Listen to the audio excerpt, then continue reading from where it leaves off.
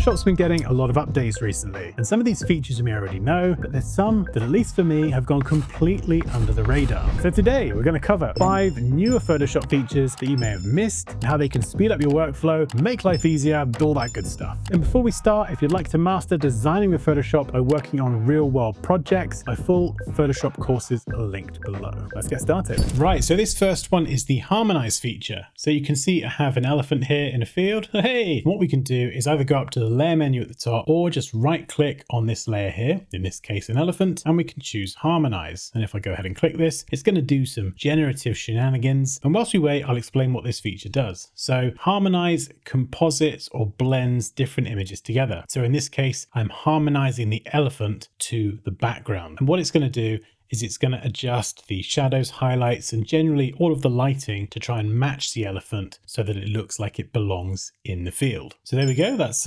pretty good. And if I click through these, we get a few different versions. That one there's a little bit more extreme, and that one's incredibly dark. This first one here kind of mucked up the feet at the bottom. You can sort of see them poking through, but I do quite like that lighting. You can see over here, the sun's kind of catching the ear. We've got that highlight down the tusk. We've got the highlight here on the tusk and the leg. And this one here, this one did a better job with the grass. The lighting's a little bit more extreme, and honestly, this isn't perfect, but this can be really useful if you want to get an idea of how it should or could potentially look, or if you just want to quickly mock something up, or if you're new to Photoshop and you just want to be able to combine different images together and have it look pretty decent. And honestly, for one click, that's pretty impressive. Now, personally, would I use this? Yeah, like I said, maybe if I wanted to get an idea of how the lighting could potentially look, but normally I would do it manually by balancing my exposure, my color, and all that stuff manually. And honestly, the real win here is the element of speed. Being able to just click something, harmonize it, and boom, you've got a half decent result. That's where this feature really does shine. Okay, next up we have dynamic text. Now this was introduced a while ago, but they've buffed this feature even more. So what we can do is we can select the text here, and at the top we have this lovely icon with a lightning bolt, dynamic text, and we now have some additional options here. So the original dynamic text, if I go ahead and click this, what it does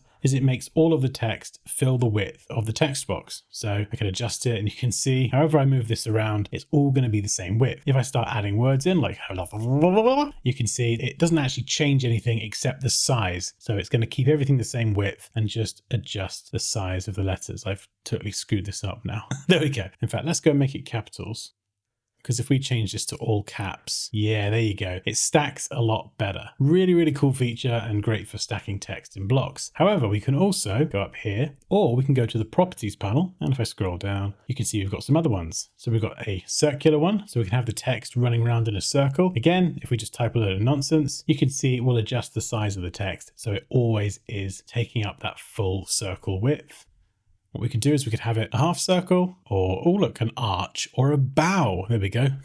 Let's use the correct terminology, Dan. And we can reverse the direction as well. So if you want to flip it around the other way, or adjust where the text is sitting. So you can have it above the path, on the path, below the path. You can change all of that here as well. So if we have this in a circle, for example, what we could do is we could have the text like this. But if you don't have many words and the text just appears too big, what you can try is going to the character panel and adjust the tracking, for example. So that's one way that you can have the letters all stay at that same smaller size, but have them spaced a bit further apart so that they occupy a bit more space. Right, next up we have generative upscale. So I've got a relatively low res image here. You can see if I zoom in, it does start to pixelate. The quality is not ideal. So if you do have an image like this, what you can do is go to image, down to generative upscale. There's a few different options here. We've got Firefly, or we've got Topaz. So I'm going to click that. Scale, yeah, 4x, let's do it. And what we can do is go and click upscale, give it a minute, and it's going to try and use AI to make this image a higher resolution and still retain, or at least increase, the quality of what we're seeing. So let's go and zoom back in now on some of these details. So if I turn this off, we can see the original. You can see super blurry, pixelated, not really usable. And that is definitely a marked improvement. Let's take a look up here as well. The before and after. So yeah, pretty useful if you do have an image that's quite low res. You have to work with it. At least now you can upscale it and get a bit more quality out of it. Right, next up, one of my favorites. Honestly, I use this tool all the time, and this is the new and improved remove tool. So you can find it hiding under here. And what we can do is quite simply just adjust the brush size,